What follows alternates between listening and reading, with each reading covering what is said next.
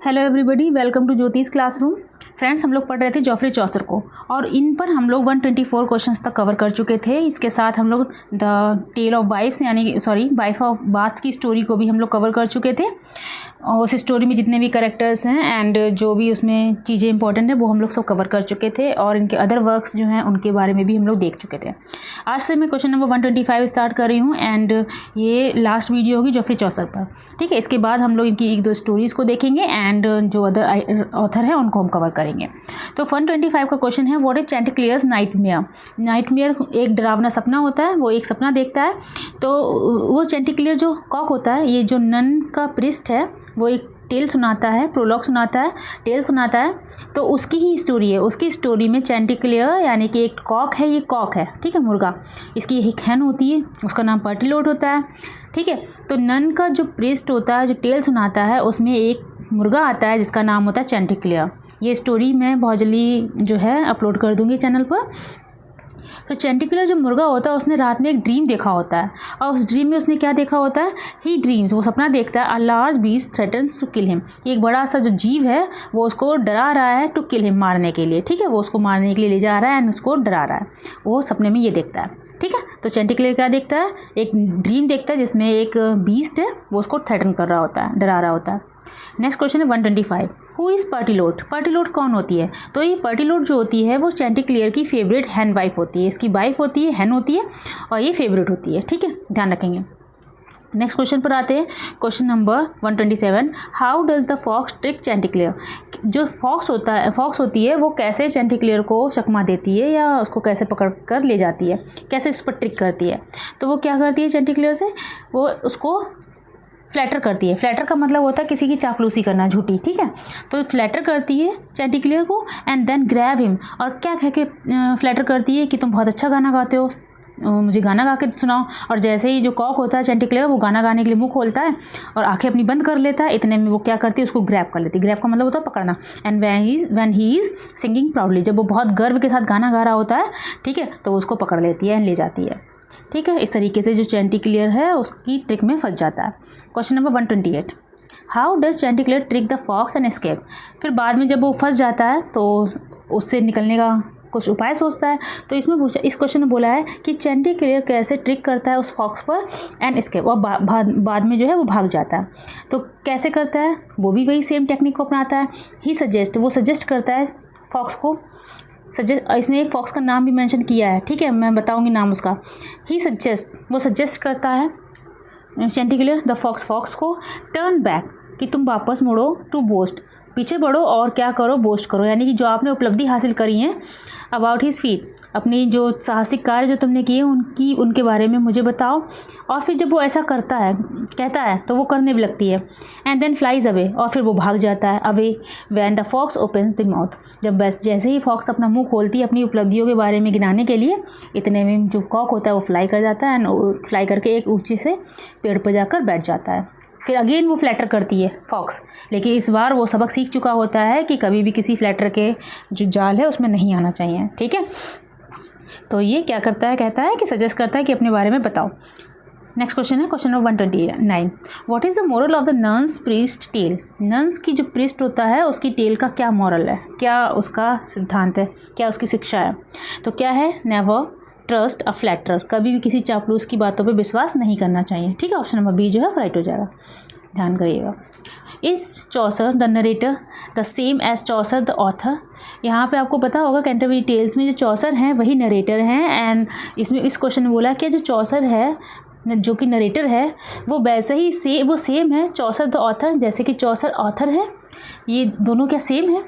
तो ऑप्शन इसका दिया है। वैसे तो हमको पता है कि चौसर ही नरेटर है, उसमें वो भी पिलग्रिमेज पे जा रहे होते हैं उन पिलग्रिम्स के साथ में, लेकिन यहाँ पर उन्होंने एक चीज़ को क्लियर किया है, no the names are the same, कि नाम तो सेम है but one should not assume they are identical, लेकिन किसी को ये नहीं समझना चाहिए कि दोनों एक है। ठीक है, थोड़ा सा उनके अंदर आइडेंटिटी जो है वो डिफरेंट है।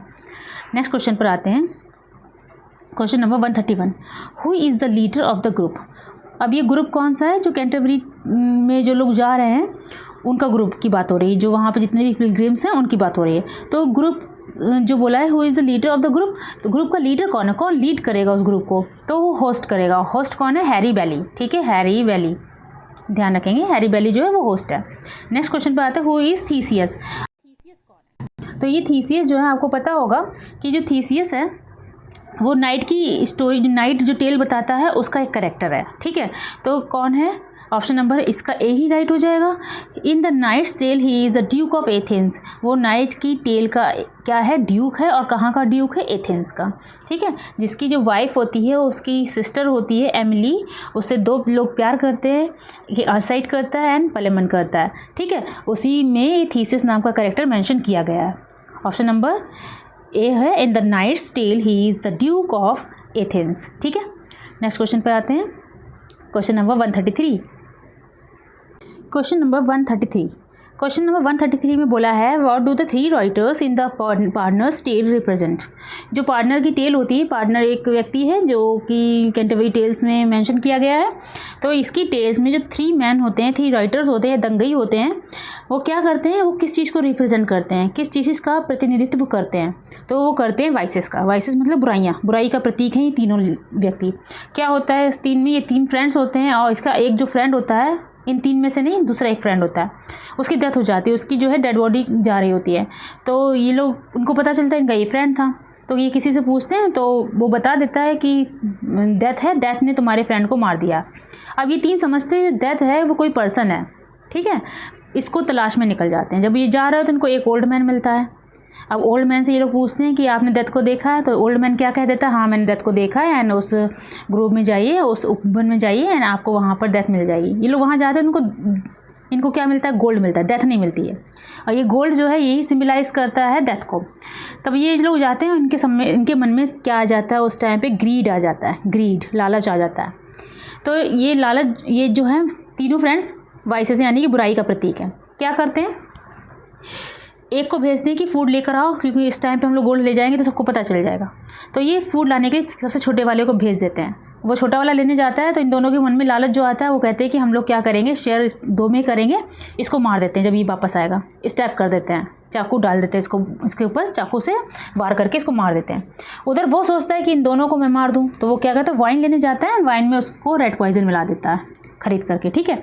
इधर ये जैसे ही पहुंचता है जंगल में, तो वो दोनों मिलकर इसको मार देते हैं, और ये इसकी वाइन जो जिसमें पॉइजन मिला हुआ है, ये पीकर वो दोनों मर जाते हैं।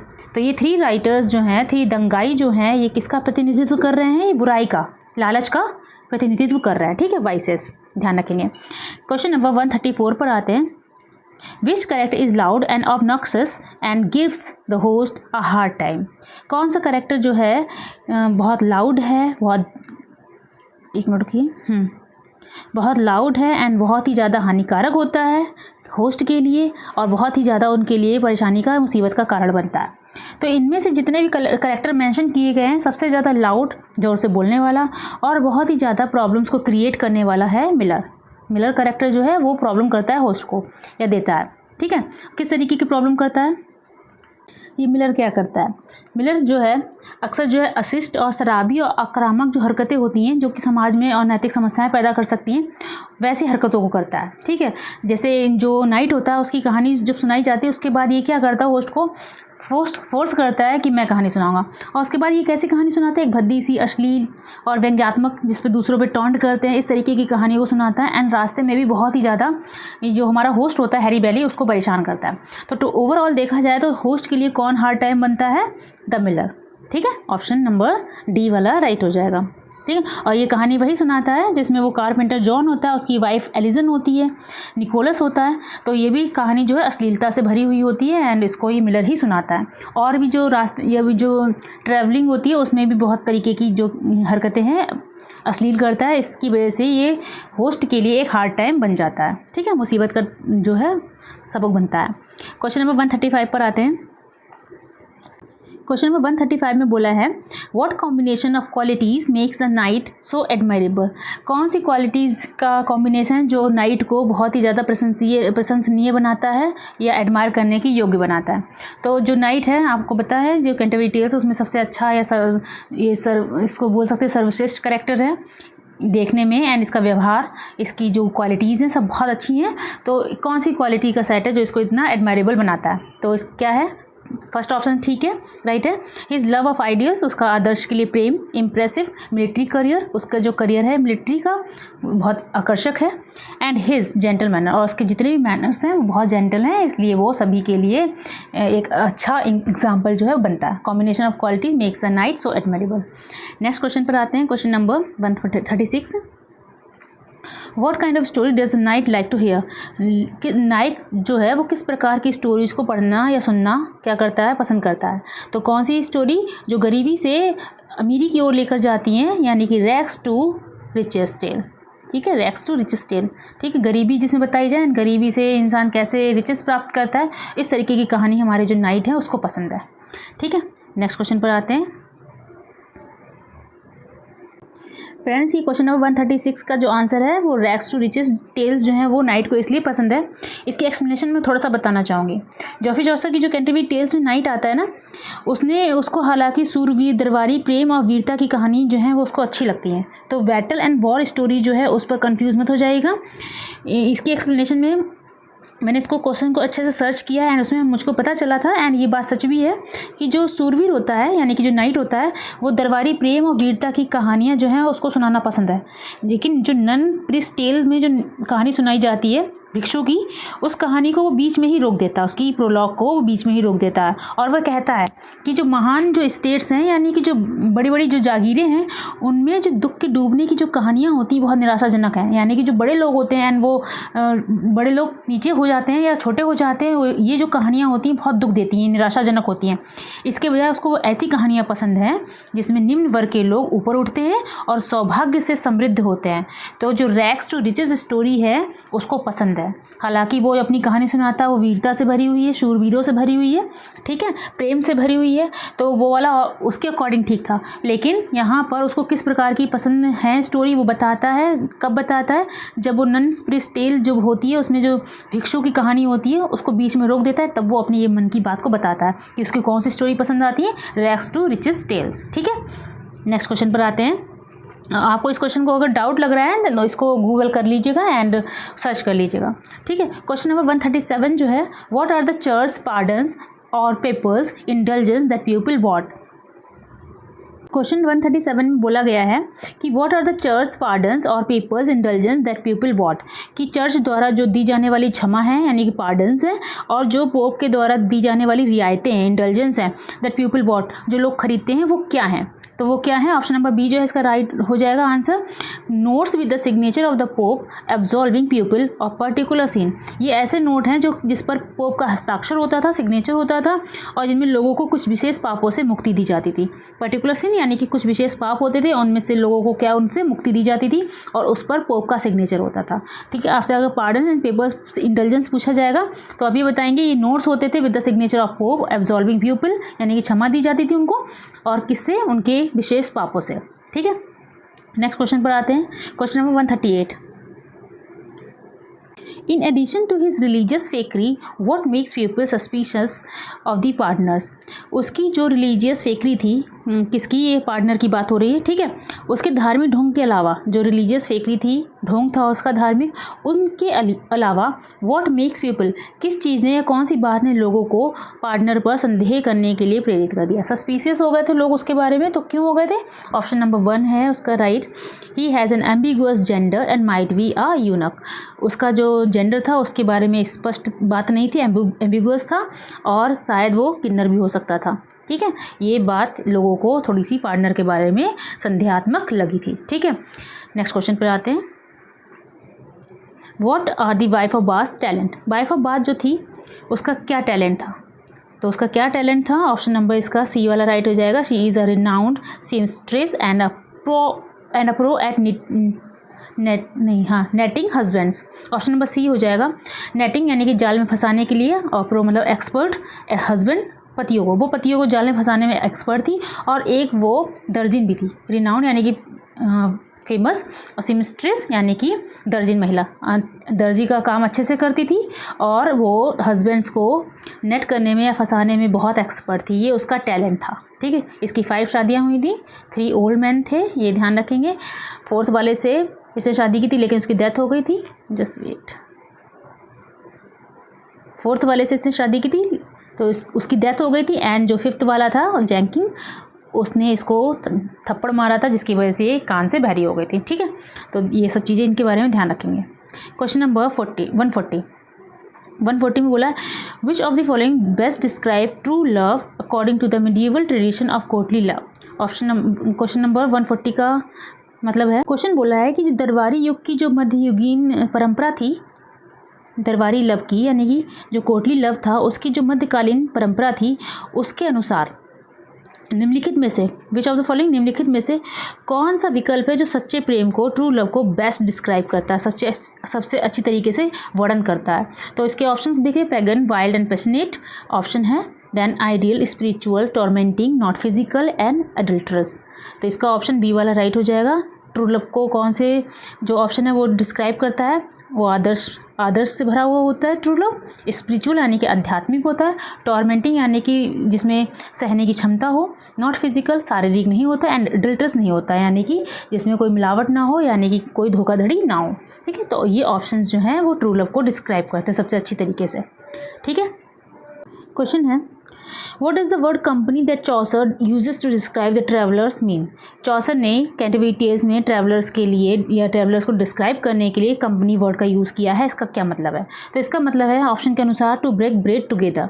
अब टू ब्रेक ब्रेड टुगेदर का मतलब ये नहीं है कि एक साथ मिलकर रोटी खाना या खाना बनाना या खाना खाना। इससे इस पर्टिकुलर वर्ड से एक और मतलब निकलता है कि ये जो वर्ड है टू ब्रेक ब्रेड टुगेदर, इसका ये मतलब है ये दोस्ती भी है, खाना एक साथ खाना भी है, सौहार्द भी बना के रखना है, शांति और मेहमान नवाजी का प्रतीक है। ये जो वर्ड है ये इन चीज़ों का प्रतीक है। ठीक है, तो इस कंपनी जो वर्ड यूज़ किया था चौसर ने, वो इन सब चीज़ों को मिलाकर शो करने के लिए या बताने के लिए इसको यूज़ किया था। ठीक है, टू ब्रेक ब्रेड टुगेदर इसका आंसर राइट होगा, option number A. Next question है question number 142। Why are there so many portraits of corrupt church official in the tales.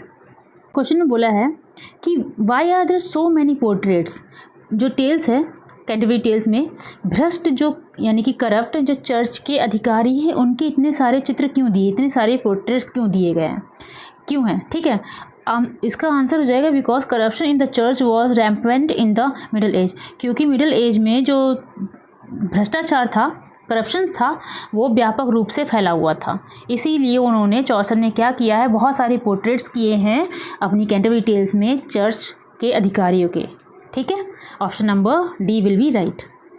Next question पर आते हैं, क्वेश्चन नंबर 143। क्वेश्चन में बोला है कि फेविलियो क्या है, व्हाट डज फेविलियो मीन्स। फेविलियो क्या है, तो ये फेविलियो एक प्रकार की स्टोरी होती है जिसमें कॉमिकल टर्म्स होते हैं, थोड़े कॉमिकल फैक्ट होते हैं, ग्रोटेस्क होती है story where characters thrive by their wit. एक ऐसी स्टोरी जिसमें कॉमिक भी हो, थोड़े से विकृत चीज़ें यूज़ की जाएँ, अश्लील हो, तो ऐसी स्टोरी को फेविलियो बोलते हैं। और फ्रेंड्स, इसमें एक मिलर कैरेक्टर है, मिलर की स्टोरी को फेविलियो बोल सकते हैं क्योंकि इसमें ऐसी स्टोरी बताई जाती है। वो जो जॉन द कारपेंटर होता है उसकी वाइफ होती है और निकोलस होता है, एलिसन होता है, ये उसकी कहानी है जो थोड़ी सी अश्लील भी है, थोड़ी कॉमिकल भी है, ग्रोटेस्क भी है। तो इन सारी स्टोरी ये सारी जो चीज़ें पाई जाती हैं, क्वालिटीज़ पाई जाती है, उसको फेविलियो बोलते हैं और मध्ययुगीन की एक कहानी को दर्शाती है। ठीक है, नेक्स्ट क्वेश्चन पर आते हैं, क्वेश्चन नंबर 2। ये फेविलियो ध्यान रखिएगा क्या है, एक ऐसी स्टोरी कॉमिकल हो, ग्रोटेस्क हो। ठीक है, कैरेक्टर जो है अपनी विट से थ्राइव करते हैं, फलते फूलते हैं। ठीक है, नेक्स्ट क्वेश्चन पर आते हैं, क्वेश्चन नंबर 144 एंड ये लास्ट क्वेश्चन है इस वीडियो का एंड जॉफरी चौसर का भी। क्वेश्चन है what is the significance of them travelling in spring time. जब स्प्रिंग टाइम चल रहा होता है तभी ये लोग अपनी पिलग्रिमेज को स्टार्ट करते हैं। तो इस स्प्रिंग टाइम में उनकी यात्रा करने का क्या महत्व है। ठीक है, तो क्या महत्व है, क्यों यात्रा इस टाइम पे कर रहे हैं, क्योंकि it symbolizes renewal and fresh start. क्योंकि ये सिम्बलाइज करता है स्प्रिंग का सीजन रिन्यूअल का, यानी कि सब चीज़ें नई हो जाती है। ठीक है, एंड फ्रेश स्टार्ट और नई शुरुआत करने का। ये जो स्प्रिंग टाइम है वो रिन्यूअल का प्रतीक है एंड फ्रेश स्टार्ट का, यानी कि नवीनीकरण और नई शुरुआत का प्रतीक है, इसलिए वो स्प्रिंग टाइम में ही अपनी यात्रा को शुरू करते हैं। ठीक है, और ये स्प्रिंग जो होता है वो पीक पर होता है, ठीक है, चरम पर होता है, ये ध्यान रखिएगा। तो ये क्वेश्चंस जो थे जॉफ्री चौसर पर 144 क्वेश्चंस हम लोगों ने कवर कर लिए हैं। एंड इसके बाद हम लोग नए ऑथर को और इनकी एक दो स्टोरी जो बहुत कैंटरबरी टेल से इंपॉर्टेंट है उनको हम लोग जो है देख लेंगे वीडियो के माध्यम से। ठीक है, अपने क्वेश्चंस को अच्छे से रिवाइज़ कीजिएगा और इसके बाद हम लोग न्यू ऑथर को सिलेक्ट करते हैं जो कि GIC एंड PGT दोनों में ही इक्वल होंगे। ठीक है, यहाँ तक बने रहने के लिए आपका बहुत बहुत धन्यवाद। आई थिंक वीडियो छोटी रही है लेकिन अब ख़त्म हो चुके हैं, तो इसके बाद मैं नई चीज़ को दूसरी वीडियो में ही ऐड करूँगी। यहाँ तक बने रहने के लिए आपका बहुत बहुत धन्यवाद। Thank you so much.